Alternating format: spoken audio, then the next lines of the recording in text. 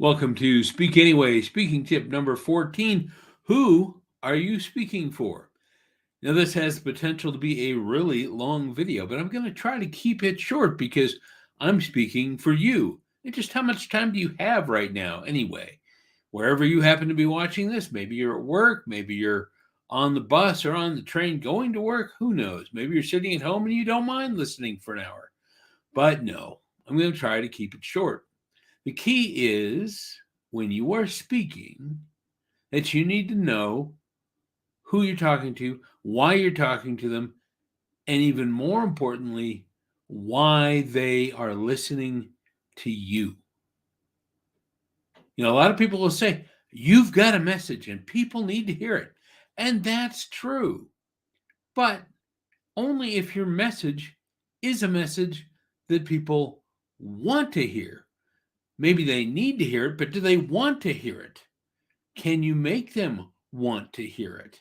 Maybe you have a fantastic message, an incredibly interesting message, and it's really interesting to you, and you have a passion for it. How can you make it matter to the people you're talking to? Are you making sure to interact with them? Are you asking rhetorical questions?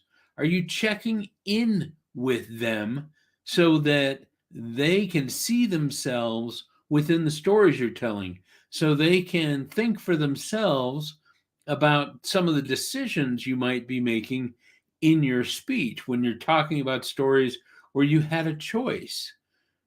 Would they have made the same choice you did? Have they ever felt the way you felt or that your characters felt? Have they ever been in a similar situation? How do you build that rapport with that audience? You have to make sure you're checking in with them so they can feel the importance for themselves. If you just tell some big long story and then at the end tell them, oh, and by the way, this matters to you because they don't care, and they probably don't even remember half of what you told them by the time you get to telling them why it was important that you told them. Make sure that you aren't so enamored by what it is you have to say that you forget that it's the audience who has to be enamored by what you have to say. Find that connection between you and your message and your audience. You're speaking for them. Even if you're giving a message that a meeting planner wants you to give or your boss wants you to give, even those messages are only going to be received if the people you're delivering them to see what's in it for them, see why it matters to them, if they are involved in the speech you are giving.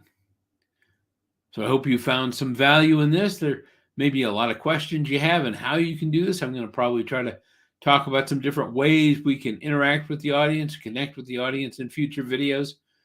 Just don't get caught up in how interested you are in your message unless you can make sure that your audience is just as caught up in your message as you are. That's it for today. We'll be back eventually with Speak Anyway, speaking tip number 15.